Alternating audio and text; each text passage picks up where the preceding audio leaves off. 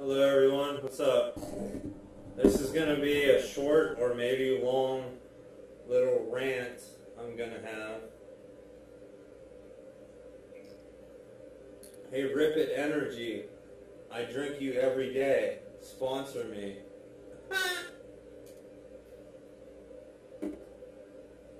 Also, cigarettes.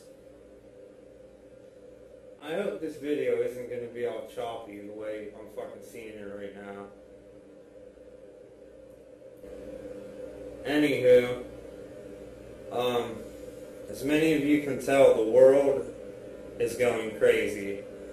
And you have to understand how things got to be this way. It didn't just happen recently.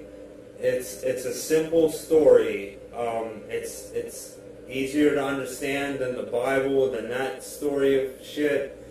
Well, I mean, there's some good in it. But about 10,000 years ago, one group of people started living a particular way.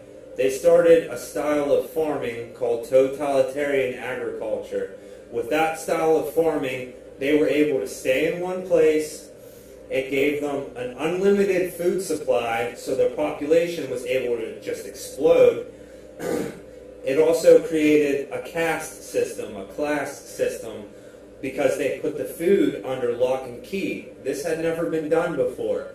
For millions of years, humans lived as humans were meant to live, in tribes, with the earth, hand to mouth, hunting and gathering, never taking more than they could need. Then this one group started what grew to what we have now. Civilization. They started our civilization, and with their unlimited food supply, their population grew, and they needed more land to support their population explosion. So as they grew and were able to outnumber the groups of people around them, they either forced them to join their new way of life, or they killed them off. Okay? You can look at the Bible story of Cain and Abel. Cain and Abel is not two people. It's a metaphor for two different societies. Two different groups of people. The Canaanites and the Abel people. Anyway, let's get back to the story. Stay with me now. Okay, so they were expanding. They were consuming. They were expanding, they were making the people join, or they were killing them off. If you look at what happened to the Native Americans, that's east, how we went from east the whole way out to west, manifest destiny, and how we wiped out the tribal peoples or forced them to join us. You can see now they have casinos and they live on their little chunks of land, and they're all fucked up. They're not even Indians anymore. They're this weird civilized type creature. Anyway, our culture started about 10,000 years ago. They expanded, and now that from that birth, they have taken over the entire earth.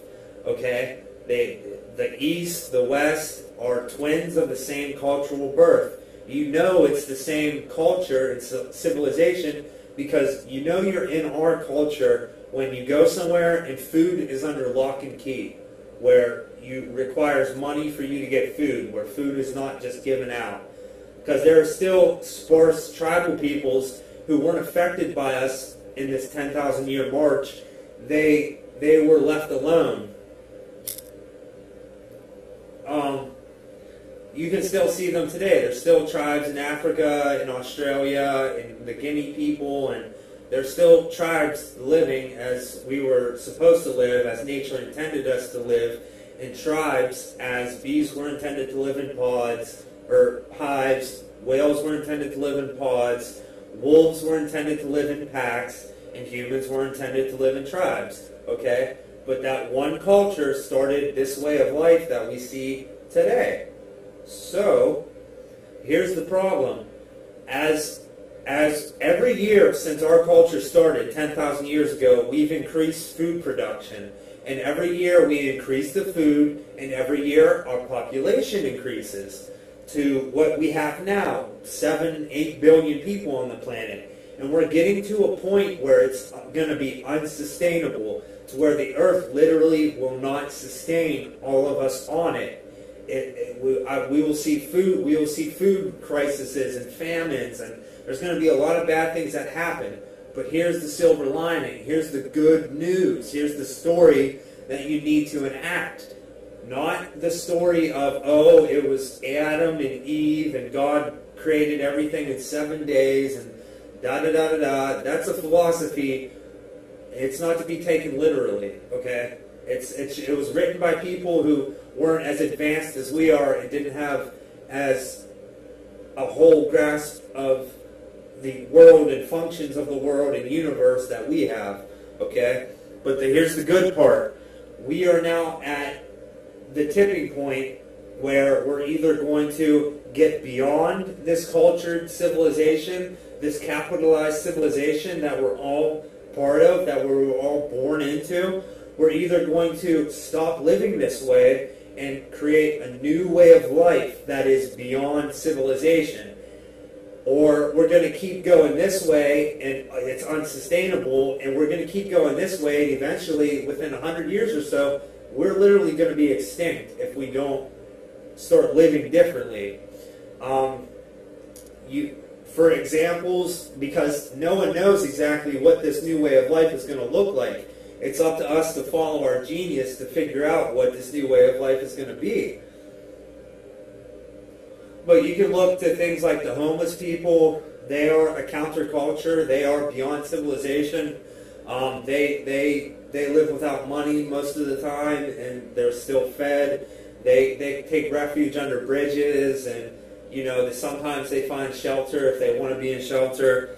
That's something good. We need to be fostering this. We don't need to be making their lives harder and trying to force them back into this civilization. We need to congratulate them and say, yes, you are doing something good. I like your ways. The hippies of the 60s, 70s, they tune in, drop out, peace, love, music, maybe a little weed here and there. I mean, everybody knows it's not harmful. It's going to be legal, as are all other drugs going to be legal. Because that's a whole nother section of information that I haven't got to yet. But anyway, getting beyond civilization, finding a new way of life. I have